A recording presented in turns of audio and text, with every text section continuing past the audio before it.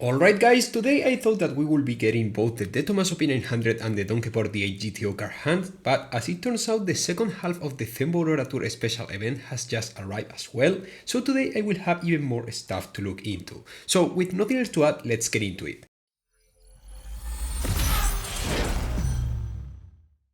Yesterday I promised that today's video will be about the card hands, so it makes sense for me to start having a look in them. First of all, we have this brand new De Tomaso P900 card hand, and as you may already guess, I have all the blueprints of the card because I want to check it out for a video I have plans in the future. So, for scientific reasons I had to max it out, which I don't recommend to any of you guys to do right now because it makes way more sense to green the hand, which at the end will be far cheaper. A great thing is that, as you could see, this De Tomaso P900 doesn't require a key to be unlocked, so you can get the card for like 35 blueprints and then keep upgrading it as you keep grinding the hand, which is nice since you won't have to max it out as usual in a key hand in case you want to keep the card in your garage. If I were you guys, I would be patient with these card hand drops because as usual the game won't give a ton of blueprints to you just because yes, so you will have to grind for them. I would definitely recommend to you all guys to get the time limited events pass for both this hand and the Donkeyboard D8 GTO one in order to max both cards faster in case you are starting from scratch in both of the card hands. This De Tomaso P900, as we could see in one of the first videos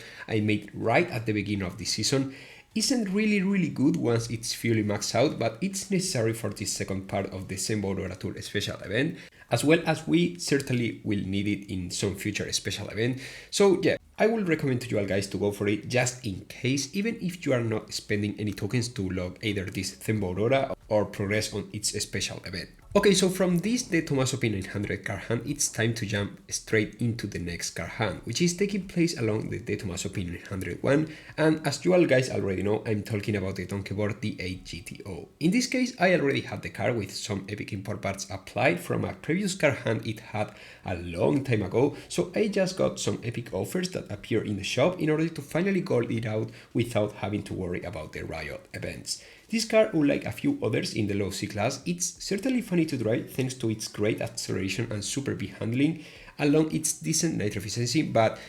let's get real guys, in this case it's a quite low top speed. But it still does the job though, so it can easily get you to call the league if you get a bit lucky with your rivals and if there is no league mixing, all being said. I would definitely recommend to you all guys to go for this Donkeyboard, but basically because it's not a bad card just because of its top speed, and it might be helpful in Clash and as a requirement in upcoming special event. So if I had to choose, I would definitely go for the De Tomaso hand first, and once that I fully max out my P900, I will start grinding the Donkeyboard D8 GTO card hand.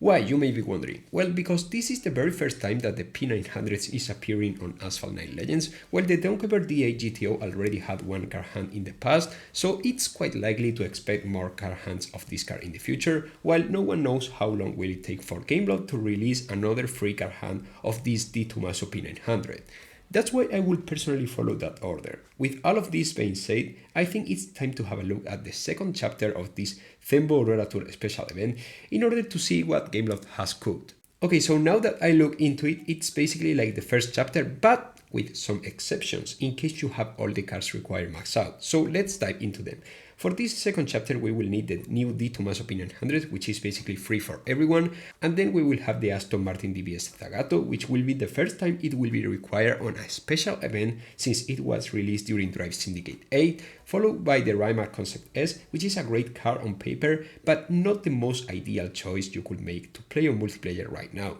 We will need the Bugatti Divo, which I still have to try with Overclock, and then the cards repeat again. But be careful guys, because you will need the De Tomaso P900 at 5 stars and fully upgraded in order to be able to play its second stage on this chapter. Luckily for me, this second chapter of the special event gives a grand total of 10 epic import parts of the Thembo Aurora without counting the last rank stage ones. So if you have all the cards of both the previous chapter and this second chapter maxed out, you should be able to go the Thembo Aurora Tour without having to sweat too much on any of the chapter ranked stage, which is great since otherwise it would have been quite frustrating on my case. I won't say that this is an easy event because for the vast majority of the player base, it simply isn't not even close to a decent special event, but I can't say it's unfair or something like that because the Thembo Aurora Tour is not a king itself, so missing it out, it's not missing out a great deal, unless your only elite S-Class card was the Koenigsegg Chimera. Well, in that case,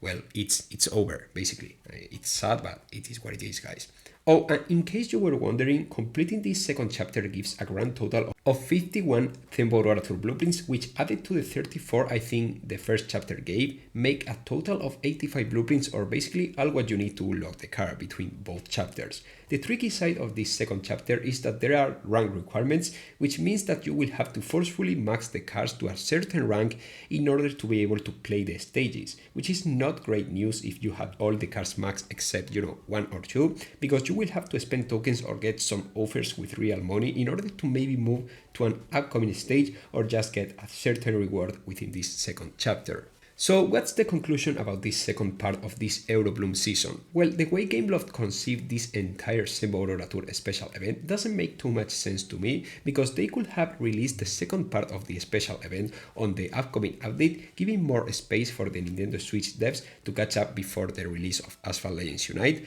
but instead they released both parts within the same season, where in my honest opinion it would have made much more sense to release an extra long and extra huge special event instead of two separate parts, but maybe I'm missing something in the grand scheme of things inside of Gameloft. If I were you guys, I wouldn't pay too much attention to the Thembo Aurora Tour special event if you are not sure if you will be able to unlock it, and instead I will focus on the car hunts, which in my opinion offer better value, even though they are quite grindy as everyone knows at this point. But now it's your turn, guys. What do you think about these car hunts? Will you try to unlock any of these cars? You all are invited to let me know in the comment section as always, so make sure to drop your massive like, subscribe in order to not to miss absolutely anything about Asphalt 9, and as usual I will see you really soon with much more content. Goodbye, guys.